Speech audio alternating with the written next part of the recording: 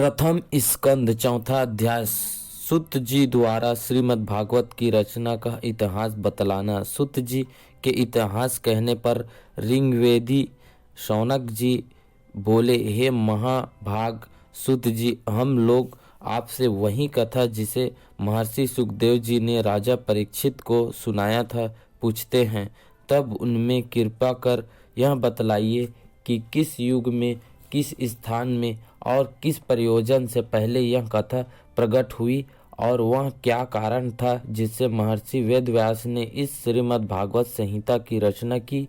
उनके पुत्र सुखदेव जी तो बड़े योगी तथा समदृष्टि थे, यहाँ तक कि वे श्री वेदव्यास जी से भी बढ़कर थे। एक विष्णु में ही बुद्धि लगाने वाले, माया निद्रा से जागृत, गुप्त रूप से महाज्ञानी और देखने में महामुंड से जान पड़ते थे। तभी तो एक समय जबकि नंगन सुखदेव जी कहीं जा रहे थे तो उन्होंने देखा कर भी जल में क्रीड़ा करती हुई अप्सराओं ने वस्त्र धारण न किया, परंतु उनके पीछे वह जो ही वेदव्यास जी आए उन्होंने वस्त्र पहने हुए देखकर स्त्रियों ने लज्जित होकर अपने वस्त्र पहन लिया। तब यह आश्चर्य देखकर व्यास जी ने स्त्रियों से पूछा तो उन्होंने कहा, तुम्हारे यहीं स्त्री पुरुष भेद हैं, किंतु तुम्हारे पुत्र सुखदेव परम पवित्र दृष्टिकोण वाले हैं और स्त्री पुरुष भेद से रहित हैं। किंतु आश्चर्य तो इस बात का है कि उन बावले, उन्मत्त और मूर्खों की तरह उस जंगल देश में विचरने वाले सुखदेव जी को हस्तिनापुर के पूर्ववासियों ने कैसे पहचान लिया, जिससे पांडुवंश में उत्पन्न राजा परीक्षित उनसे मिले। फिर हे सूत जी, मुनि सुखदेव जी तो गृहस्थियों के घर कभी जाते नहीं थे और यदि कभी संयोगवश कहीं किसी के आश्रम में चले भी गए तो वह उतनी ही देर तक ठहरते थे जितने समय में गौ दुही जाती हैं। फिर अभिमन्यु पुत्र राजा परीक्षित को मुनियों ने विष्णु का बड़ा भक्त कहा है। यह कैसे, उन्होंने कौन से आश्चर्यजनक कार्य किए थे और उनका जन्म आदि कैसे हुआ था, जब उन सबको आप मुझसे वर्ण कीजिए। उन चक्रवर्ती राजा परीक्षित ने किस कारण से राजलक्ष्मी का निधारण किया और किस कारण वे अन्न जल त्याग कर गंगा के लिए किनारे प्राण देने को उद्यत हुए, क्योंकि जिन परीक्षित के चरण रखने की चौकी तक को शत्रु लोग ध्यान लेकर अपने कल्याणार्थ उस प्राणम करते थे, वे कठिनतम से त्याग करने योग्य राजलक्ष्मी को त्याग प्राणों की बाजी लगा गंगा के किनारे क्यों चले गए।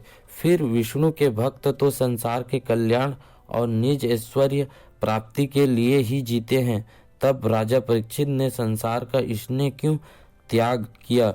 हे मुनीश्वर, ये जो मेरे प्रश्न है, कृपया कर पहले इन्हीं सबों पर प्रकाश डालिए और वैदिक विषयों के अतिरिक्त अन्य सर्व विषयों में पारंगत एवं वक्ताओं में बड़े ही निपुण हैं। जब शौनक जी ने ऐसे कहा तब शुद्ध जी बोले, हे शौनक जी ऋषियों सुनो, द्वापर में वसुओं के वीर्य से उत्पन्न सत्यवती के गर्भ से पराशर ऋषियों के द्वारा श्री वेदव्यास जी का जन्म हुआ था, जिनमें पूर्णतः श्री विष्णु का अंश विद्यमान था। तब कलयुग के आने पर जब एक समय श्री व्यास जी सरस्वती नदी के जल प्रवाह से स्नान कर समाधिस्थ हो बैठे तो उन्हें कली के द्वारा होने वाली समस्त विषम परिस्थितियां ज्ञात हो गई, क्योंकि पूर्णतः योगी उस अवस्था में गुप्त प्रकट सभी बातें आत्म द्वारा ज्ञात हो जाती हैं।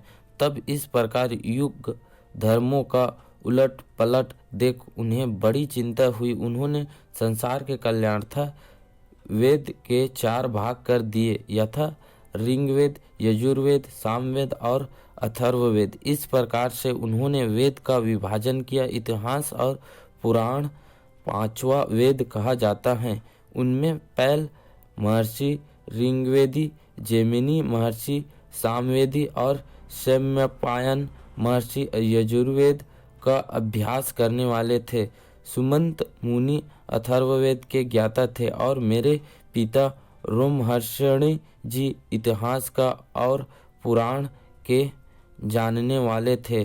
फिर इन सब ऋषियों ने अपने अपने वेद के अनेक प्रकार से विभाजन किए और पश्चात उनके शिष्यों ने उन विभागों के भी शाखा प्रशाखा संयुक्त कितने ही और विभाग प्रकट किए जिन्हें थोड़ी भी बुद्धि वाले मनुष्य समझ सके। इसी प्रकार महर्षि वेदव्यास ने भी वेदों को इस प्रकार से विभाजित कर सरल किया जिससे सर्वधारण जन समझकर भागवत मार्ग में जा अंतोन्नति कर ले।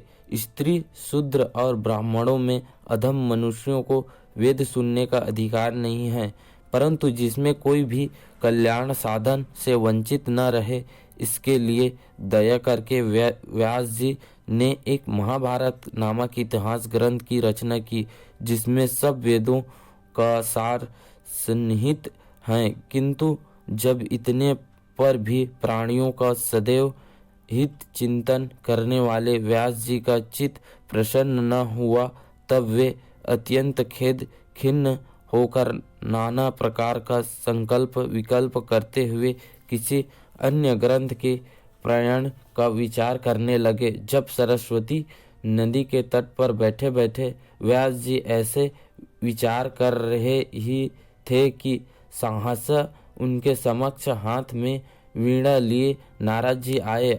नारद जी को देखकर व्यास जी उठ खड़े हुए और यथाविधि उनका पूजन किया।